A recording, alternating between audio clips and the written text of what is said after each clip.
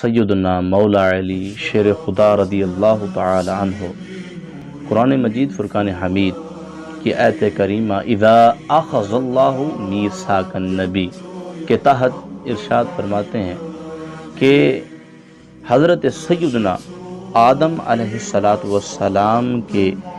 زمانے سے کسی بھی نبی کو مبعوث نہیں کیا گیا، اور انبیاء علیہ السلام میں سے جو حضرت سیدنا آدم کے زمانے تک آئے، تمام نبیوں میں سے کسی کو بھی نبی مبعوث نہیں کیا گیا اس وقت تک کہ جب تک تاجدار کائنات پیارے محبوب علیہ السلام کے متعلق ان سے عہد نہ لیا گیا، ان سے وعدہ نہ لیا گیا۔ اب انبیاء سے کیا وعدہ لیا گیا؟ انبیاء علیہ السلام سے یہ وعدہ لیا گیا کہ اگر تمہاری حیات کے اندر تاجدار کائنات پیارے محبوب علیہ السلام میرے محبوب مبعوث ہو جائیں تو تم نے جو سب سے پہلا کام کرنا ہے، جو وعدہ لیا گیا، فرمایا کہ تم نے کیا کرنا ہے کہ ان کے اوپر ایمان لانا ہے، میرے محبوب پہ ایمان لانا ہے۔ فرمایا دوسرا یہ وعدہ لیا گیا کہ میرے محبوب پہ ایمان لانے کے بعد میرے محبوب کی کیا کرنی ہے؟ مدد کرنی ہے، نصرت کرنی ہے، اس کے ساتھ کھڑے ہو جانا ہے۔ تیسرا وعدہ یہ لیا گیا کہ جب تم لوگ ایمان بھی لے آؤ، میرے محبوب کی مدد بھی کرو، اپنی قوم کے ساتھ میرے محبوب سے تم نے عہد کرنا ہے کہ وہ بھی، آپ کی قوم بھی اور آپ بھی جو ہے میرے محبوب کی کیا ہے؟ عہد میں آ جاؤ، ان سے وعدہ کرنا ہے، ان پہ ایمان لانا ہے، میرے محبوب کی جو ہے وہ کیا ہے؟ مدد کرنی ہے۔ جب تاجدار کائنات پیارے محبوب علیہ السلام کے رب ذوالجلال نے نور کو تخلیق فرمایا تو رب ذوالجلال نے تاجدار کائنات پیارے محبوب علیہ السلام کے نور کو حکم ارشاد فرمایا، امر ارشاد فرمایا کہ آپ دیگر انبیاء علیہ السلام کے نور کی طرف جو ہے وہ دیکھیں۔ تو جب پیارے محبوب علیہ السلام کو اللہ نے حکم دیا کہ آپ جو ہے وہ کیا ہے؟ دیگر انبیاء علیہ السلام کے نور کی طرف دیکھیں، تو تاجدار کائنات پیارے محبوب علیہ السلام کے نور نے